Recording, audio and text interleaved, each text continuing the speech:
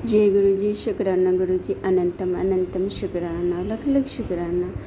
मैं अपनी ब्यूटीफुल सत्संग शेयर कर रही हूँ। ये गुरु पूर्णिमा वाले दिन के सत्संग है और मैंने वीडियो भी डाला है उसी दिन का।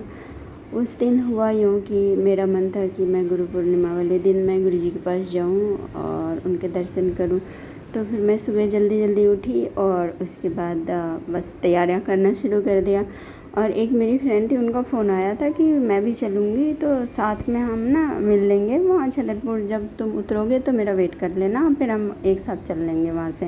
मैंने बोली चलो ठीक है। तो फिर मैं अपना यहाँ घर में अपना सत्संग किया जल्दी जल्दी और मैं निकल गई। तो जब मैं वहाँ पहुँची तो वो नहीं आई हुई थी, तो मैंने बोला चलो अब मैं क्या करूँ। तो वहाँ साईं बाबा के मंदिर हैं। तो पहले ये था कि मैं गुरुजी से इतना जब कनेक्ट नहीं थी, तो उससे पहले मैं बाबा के पास जाती थी, यानी लोधी रोड मंदिर जाती थी, बाबा का मत्था टेकती थी, फिर उसके बाद ही मैं कुछ करती थी। तो ये मेरा शुरू से ये बना हुआ था अपना नियम। तो बाबा के पास जाना गुरु पूर्णिमा वाले दिन और उनको विश करना। वहाँ ठीक है, हो गया। जब मैं वहाँ पहुँची तो मैंने बोली चलो वो तो आई नहीं है अभी, तो मैं चली जाती हूँ बाबा का मत्था टेक के, फिर उसके बाद मैं आ जाऊँगी। पर मेरा यहाँ से ये प्लान था कि अगर थोड़ा लेट हुआ, टाइम रहा, तो पहले माँ के पास जाऊँगी, फिर बाबा के पास जाऊँगी, फिर गुरुजी के पास जाऊँगी। तो ये सोच के मैं निकली थी। जब मैं वहाँ पे गई तो पता नहीं क्या हुआ और मैं माता के पास नहीं जाके, क्योंकि माँ का भी मंदिर खुला हुआ था उस दिन, क्योंकि गुरु पूर्णिमा था तो माँ का मंदिर खुला हुआ था। तो माँ के पास नहीं जाके मैं बाबा के पास सीधा चली गई। और वहाँ गई तो वहाँ भजन चल रहा था, कोई सिंगर आए होते तो भजन कर रहे थे, बहुत अच्छा माहौल बना हुआ था। बाबा को मत्था टेका, बहुत अच्छा लगा। और वहाँ इतना ज़्यादा पॉजिटिविटी मिलते हैं, बहुत अच्छा लगता है वहाँ पे। मैं जब भी जाती हूँ तो मैं बहुत ज़्यादा हैप्पी होती हूँ वहाँ पे। चलो जी ठीक हुआ, बैठ गई मैं वहाँ उनका दर्शन करके और उनके सामने बैठ गई और मैं ध्यान में लग गई। मैंने आंखें जैसे बंद किया तो वैसे ही मुझे गुरुजी का दर्शन हुआ। बिल्कुल गुरुजी का फेस मेरे सामने, आंखों के सामने आ गए और वो भी ब्लू कलर के चोला पहने हुए। तो मैं एकदम से आंखें खोल दिया। मैंने बोले कि हो सकता है कि ऐसे मेरे दिमाग के वो होगा वहम। तो एकदम से मेरे आंखों के सामने आया गुरुजी का चेहरा और मैंने देखा, मैंने बड़ी खुश हो गई। मैंने अच्छा गुरुजी मुझे आपने दर्शन दे दिए, मैं हैप्पी हो गई। फिर उसके बाद फिर मैं बैठ गई, मैंने ध्यान में फिर अपना आंखें बंद किया तो माँ का दर्शन, माँ का भी दर्शन हो गया। चलो जी मैं और खुश। फिर मैंने तीसरी बार जैसे अपनी आंखें बंद किया और भजन चल रहे थे, मैं भजन में मस्त थी और अपनी आंखें बंद किया तो बाबा के दर्शन, साईं बाबा के दर्शन, बाबा तो सामने बैठे हुए थे पर बाबा के दर्शन भी हुआ। बहुत प्यारा, बहुत अच्छा लगा। चलो जी मैं बहुत खुश हुई और गुरुजी का पहले गुरुजी को शुक्राना किया, फिर इसके बाद मैं चलो जी बैठ गई। फिर उनका वेट कर रही थी अपनी फ्रेंड का, फिर उनका फ़ोन आया कि मैं आ गई हूँ, आ जाओ आप। मैंने बोली चलो जी मैं आ रही हूँ। फिर मैं वहाँ से निकली और हम दोनों बड़े मंदिर के लिए चल पड़े। वहाँ हम जब गए तो जब हम वहाँ पहुँचे तो हल्की हल्की बारिश हो रही थी। तो एक टेंट लगा हुआ था, वो जगह मैंने फर्स्ट टाइम देखा। इतने सालों से जा रही पर मुझे पता नहीं था, तो वो जगह मैंने पहली बार देखा था। तो वहाँ हम सबको रोक लिया था, बहुत सारे संगत को रोक लिया था कि वो बारिश हो रहे थे। तो बोलने लगे रुक जाओ, बारिश रुकने के बाद ही जाना। तो बहुत सारे संगत खड़े हो गए, बोलने लगे नहीं यहाँ हम जाएंगे।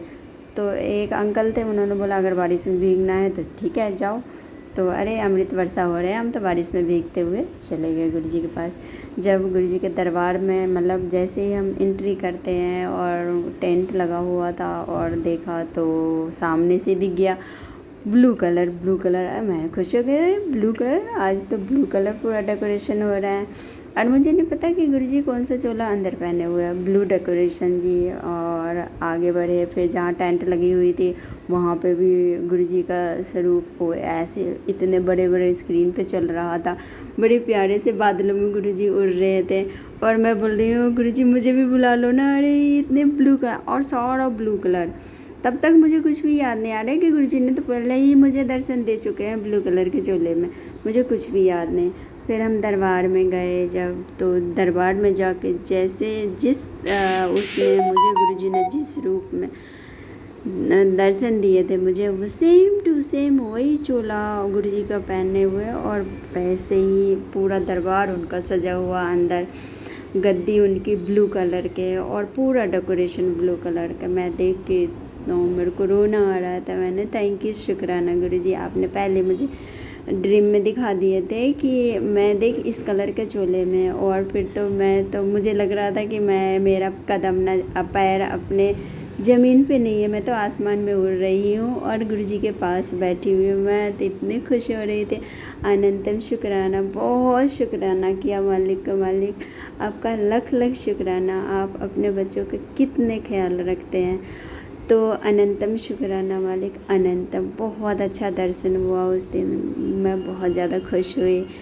फिर घर आई, फिर उनकी लीला तो वही जाने।